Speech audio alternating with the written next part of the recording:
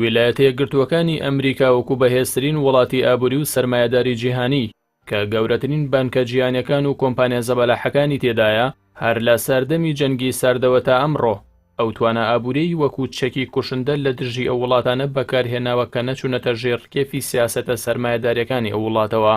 هەر لە دوای ڕووخانی ڕژەمی باتیستە لە کوبا ئەو وڵاتە لە 60ەکانەوە کەوتە ژێرباری سەختترین گەماروی ئابووری ویلایەتە یەکگرتووەکان و هاوپەیمانەکانی لە ناوچەی کاریبی، جگە لەو کرانەوە کەمەی کە لە سەردەمی بارەک ئۆبامادا لەگەڵ ئەو وڵاتەدا ڕوویدا، ئەو گەماروەیە تا ئەمڕۆژ بەردەوامە.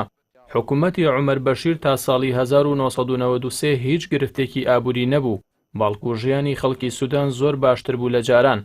بەڵام دوای ئەوەی ئەمریکا یەکلایەنە گەماروی خستە سەر بانکەکانی سوودان، کێشە و گرفتەکانی ئەو وڵاتە دەستیان پێکرد. سوودان کە دەکرێت پێی بوترێت زەمبیلەی خۆراکی هەموو جیهان ئەگەر زەوی بە پیت و ئاوی زۆری وەبەربهێنرێن، بەڵام سیاسەتی فرۆشتنی دانەوێڵە بە وڵاتانی خۆرهەڵاتی ناوەڕاست و جیهانی سێیەم وەکو چەک بەکاردەهێنرێت. بۆیە گەماروی ئابووری سەر سوودان بۆ لێدانی کەرتی ستراتیژی کشتتوکاڵی ئەو وڵاتە بوو. سەرەڕای ئەوەی سوودان بە هەزاران سەرباز بەشداری کرد لە هاوپەیمانی عەرەبی بۆ جەنگی یەمەن، بەڵام ئیمارات و سەعودی ئامادە نەبوون بۆ کەرتی گەشتیاری و وەبەرهێنان و هاوکاری دارایی ئەو وڵاتە بکەن، تەنانەت بە قەرزیش. هەمان گەماروی بانکی و دارایی ئەمریکا کە ڤەنزوێلای خاوەنی توانای گەورەی ناردنە دەرەوەی نەوتی بەو شێوەیە تووشی قەیران کردووە کە لە کۆی 8 ملیۆن ئێستا بە ئەستەم دەتوانێت ڕۆژانە نزیکەی ملیۆنێک بەرمیل نەوت بفرۆشێت. دراوی وڵاتیش بە ئاستێک تووشی هەڵاوسان بووە، خەڵکەکەی تووشی قات و قڕی کردووە.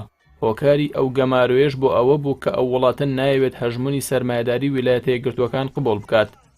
بانکە گەورەکانی ئەمریکاش کە زۆربەیان زایۆنیەکانی پشتیوانی ئیسرائیل خاوەنداری دەکەن، لە تۆڵەی هەڵوێستی ئەو وڵاتەدا کە باڵۆزی ئیسرائیلی لە کاتی جەنگی غەزەدا لە کاراکەس دەرکرد و پەیوەندی لەگەڵ ئیسرائیلدا پشڕی، تۆڵەی سیاسی لێ دەکەنەوە.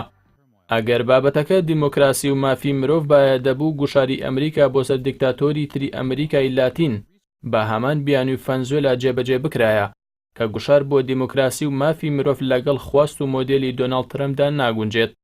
ئێستا هەمان چەکی گەماروی تند لە دژی ئێران بەکاردەهێنن. ئەو بانکانش کە بازووی بەهێزی سەرمایەدارانی زایۆنین بۆ لێدانی ئابووری هەر وڵاتێکە بە کێبڕکێکاری خۆیانی بزانن بەکاری دەهێنن. ئەمچەکە لە کورتخایەندا کاریگەرە، بەڵام کاتێ بۆ لێدانی زلهێزانی وەکو ڕووسیا و چین و لە هەندێک حاڵەتیشدا دژی یەکێتی ئەوروپا بەکاری دەهێنن، دوور نییە لە داهاتوودا ئەمریکا تووشی قەیرانێکی گەورە بکاتەوە.